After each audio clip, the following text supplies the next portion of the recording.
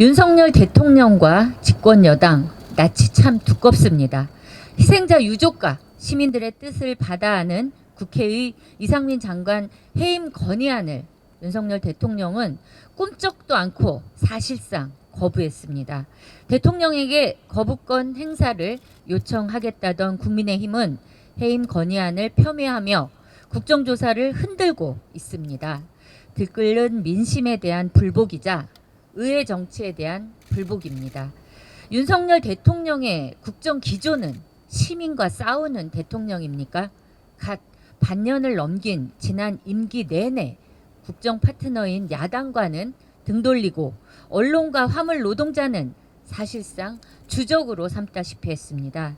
그리고 이제는 하다하다 장관 하나 지키기 위해 유족들과도 싸우려 하고 있습니다.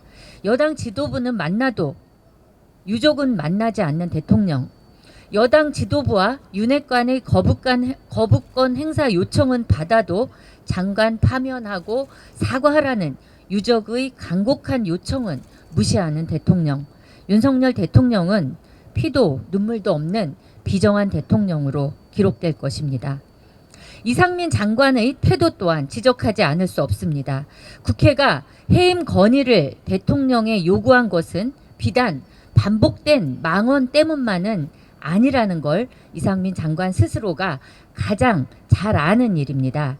당장 자리에서 물러나라는 유족들의 간절한 요구에 일말의 책임이라도 느낀다면 최소한 유감 표명이라도 해야 하는 것이 상식입니다.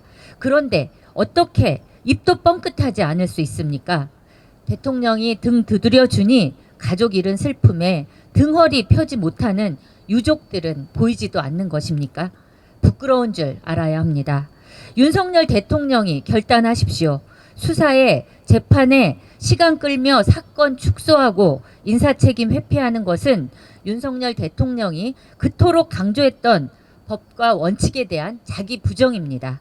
특수본 수사를 방패막이 삼지 말고 법과 원칙대로 이상민 장관을 파면할 것을 강력히 촉구합니다. 이상입니다. 네, 거대 양당의 때 아닌 감세 경쟁에 대해서 한 말씀 드리겠습니다.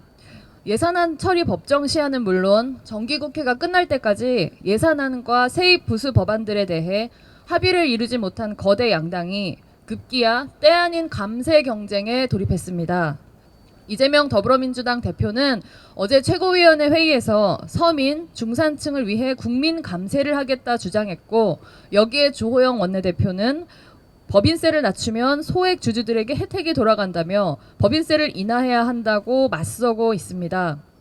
재정 운영의 원칙과 철학은 완전히 상실한 채 진영 논리만 앙상하게 남은 우리 정치의 민낯이 그대로 드러나는 순간입니다. 최근 한국은행은 경제 성장률 전망을 2.1%에서 1.7%로 하향했습니다. 이런 경기 침체를 앞두고 재정 긴축과 감세를 한다는 거대 양당에 묻고 싶습니다. 세금은 덜 걷고 나라 돈은 덜 쓰겠다면 대체 그렇게 강조하는 민생은 무엇으로 지키겠다는 말입니까? 빚내서 지킬 겁니까?